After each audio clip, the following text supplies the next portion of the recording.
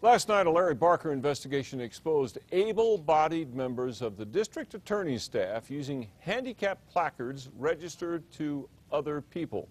So what happens to people who are caught breaking the handicapped parking laws? Well, in Albuquerque, it turns out not much. On special assignment, Dean Staley reports the system that handles those violations is ridiculously broken.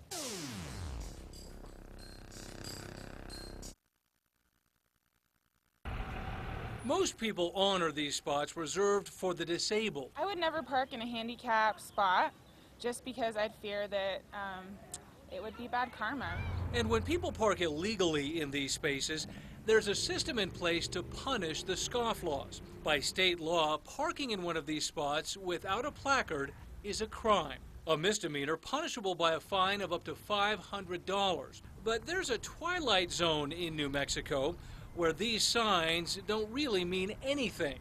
Welcome to Albuquerque. We have is a program that's unworkable and deficient in many, many ways. You see, 5 years ago, Albuquerque passed an ordinance that took parking in a disabled space out of the court system and made it a civil violation.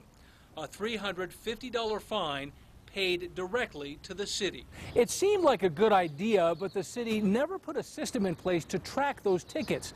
That's right, no one at the city is responsible for handling the more than 3,000 citations issued every year. With no system in place, there is no way to know when someone fails to pay a ticket.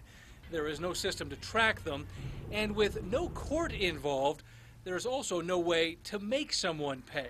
The process itself and who is responsible for the handling of these citations, the adjudication, final payment and settlement of them is not very well defined in the ordinance whatsoever. It's an expensive problem.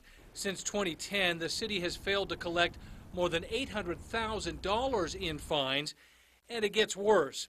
Some people pay the fine to the city treasurer, but if they don't bring the citation, there is no way to link their payment to the actual ticket. It needs to be fixed. We're in the process of doing that. We have a new hearing officer that has been tasked with putting that as a priority. In the meantime, some people continue to break the rules, and it's costing the city hundreds of thousands of dollars each year.